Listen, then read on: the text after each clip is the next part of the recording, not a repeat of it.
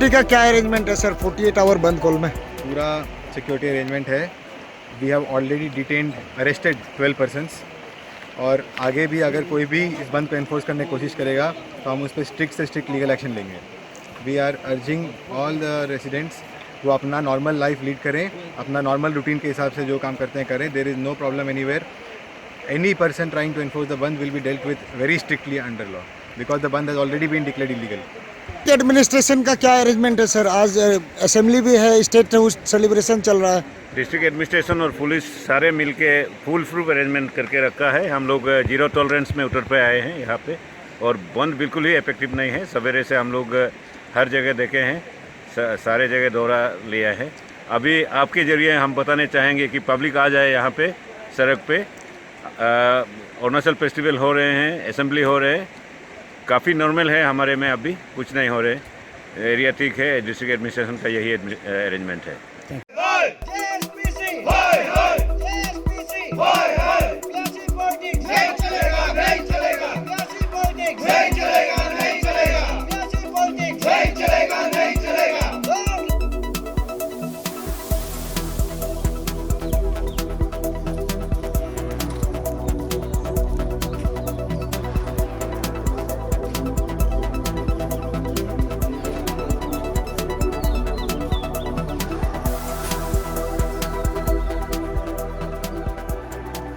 All Tai Khamti Singpho student union, all Namsai district student union और यिंग ताई जो है 48 आवर्स का बंद आह्वान दिया गया है। और ये बंद जो है JHPC का जो PRC इशू है उसका रिकमेंडेशन को विरोध करते हुए ये बंद दिया गया है। और आप देख सकते हैं यहाँ पे महिलाएं जो है बंद को जारी रखने के लिए उन लोग रास्ते पे ब्लॉक करते हुए उन लोग तहरा दे रहे हैं। और दूसरी ही तरफ आप देख सकते हैं पुलिस प्रशासन जो है सिक्योरिटी देने के लिए यहाँ पे बैठे हुए हैं। और आज का जो बंद है वो पहला दिन है बंद का और इस बंद को ज़िला प्रशासन द्वारा अवैध बताया गया है। और फिर भी इसके बावजूद भी लोग जो है बंद जारी रख रहे हैं। कैमरा पर्सन चावासिना मंत्री के साथ मैं शांति समेत अरुणाचल टुडे नामसाई। देखिए ये बंद कॉल जो है हम लोग all Namsai district students union, all Tai Khamti Singpho students union और यहाँ का जो वोमेंस ये NGO है यिंग ताई, हम लोग का ये एक्चुअली ये बंद कॉल हम लोग ये जो है JHPC का जो रिकमेंडेशन दिया गया है उसको ऊपर में हम लोग अपोज करता है ना। एक्चुअली रिसेंटमेंट है उस रिकमेंडेशन के ऊपर में। तो एक्चुअली ये हम लोग का पब्लिक का ये जो है सेंटिमेंट है कि इतना हरिडली ये लोग डिसाइड किया है, JHPC ने जो रिकमेंडेशन तैयार किया है, रिपोर्ट बनाया है, उसमें हम लोग एग्री नहीं करते हैं और स्ट्रांगली हम लोग वो चीज़ को अपोज करते हैं। तो इसलिए जो है हम लोग का मकसद ये है कि जो अभी रिकमेंडेशन जो है कैबिनेट मीटिंग में तो पास हो चुका है शायद एज पर जो सुनने को मिला है। तो ये एक्चुअली हम लोग का मोटिव यही है कि ये जो रिकमेंडेशन है जो असेंबली सेशन में टेबल नहीं होना है बोल के ना, उसको हम लोग स्ट्रांगली अपोज करते हैं। जैसे कि हम लोग का ये नाइबरिंग जो डिस्ट्रिक्ट्स है वो लोग में भी बंद कॉल दिया गया है। तो ये चीज़ शायद गवर्नमेंट तक पहुंचना चाहिए कि हम लोग का जो अरुणाचल का वासी है ये चीज़ को लेके खुश नहीं है बोल के। और इस बंद कॉल में जो है आपसू का क्या रोल है? देखिए एक्चुअली इसमें तो आपसू का कोई रोल नहीं है। ऐसे फेडरल यूनिट ऑफ आपसू ये चीज़ जो है कि हम लोग आपसू से ये चाहता है कि वो लोग भी हम लोग का साथ देना चाहिए ये पर्टिकुलर इशू में, क्योंकि जितना भी देखिए अभी जो इफेक्टेड जो डिस्ट्रिक्ट्स है वहाँ का ये जो फेडरल यूनिट है सब बंद कॉल कर रहे हैं। तो हम लोग का जो रिसेंटमेंट है यही है कि आपसू जो है अभी ऐसा हम लोग जो है फेडरल यूनिट ऐसा सिचुएशन में है कि आपसू हम लोग का साथ नहीं दे रहा है इसमें। तो एक्चुअली उसमें हम लोग का जो दिसंबर को जो लास्ट फेडरल असेंबली बैठा था तेजू में, उसमें एक्चुअली क्लियर कट रेजोल्यूशन था कि हम लोग PRC को अपोज करेगा बोल के। बट पता नहीं अभी क्यों आपसू इतना साइलेंट है उसमें। तो एक्चुअली इसमें आपसू भी हम लोग का ये जो फेडरल यूनिट है उससे बात करना चाहिए उसमें।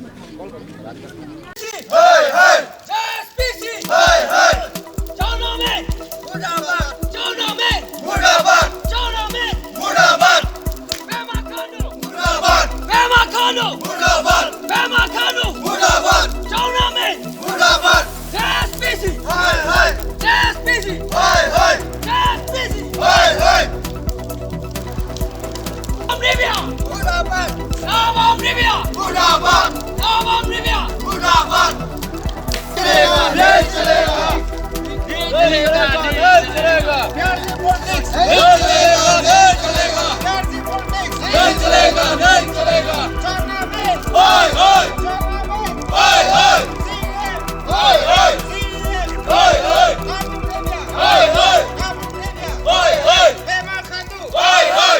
अच्छा देखिए सर, आज का हम लोग का ये PRC के मुद्दा को लेके हम लोग स्ट्रांगली अपोज करने के लिए हम लोग आज में यहाँ में बंद कॉल रखा है हम लोग।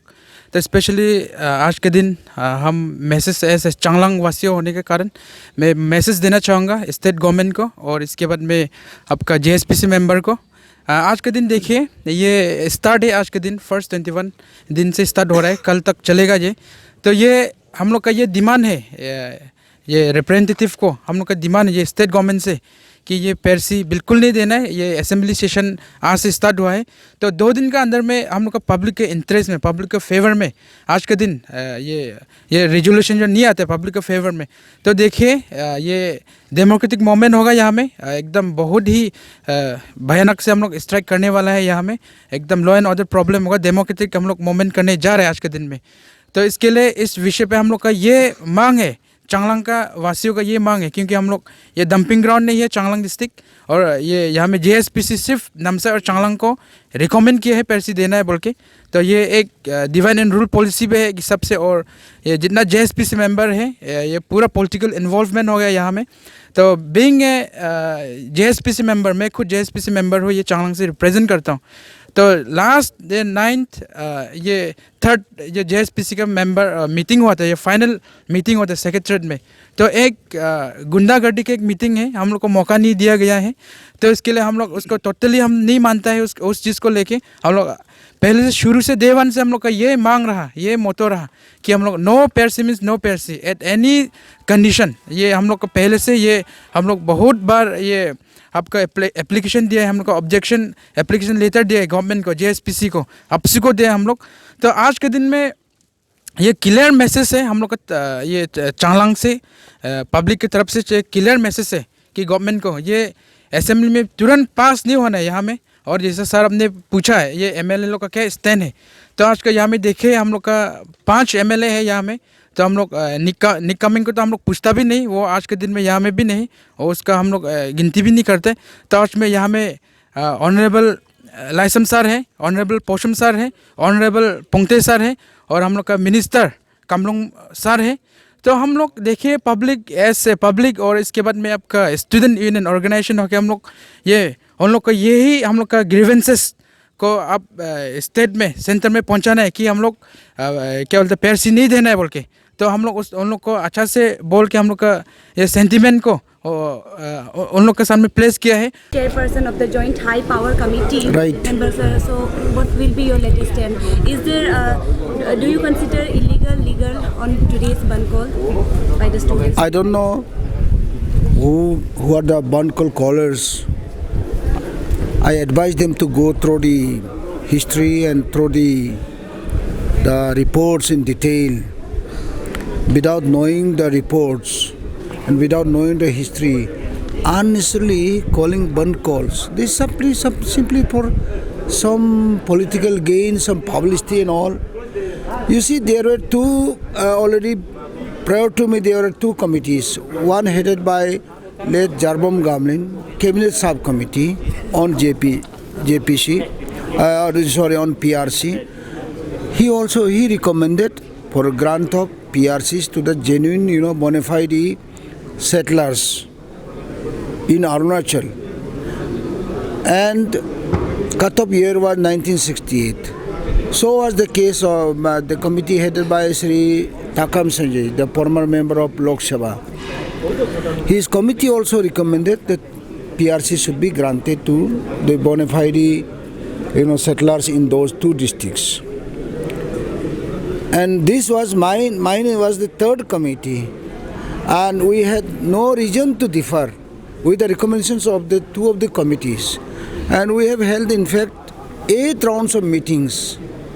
This is not the recommendation of Navam Revia, it is recommendation of the Joint High Power Committee, the collective decision of the committee.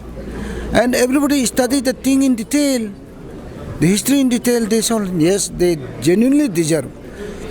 This is an issue of human right. JPC, PRC doesn't confer you the status of ST. Okay? It simply, facilitates one to avail jobs in government, central government services and all. They will nowhere be entitled to, avail the status of ST. STs of Arunachal Pradesh. And they cannot purchase land from the bona fide local people here. All these stringent conditions have been put in. And these people who have been settled there since last so many centuries, how can we deny them the basic human rights, the rights of, the citizen of India?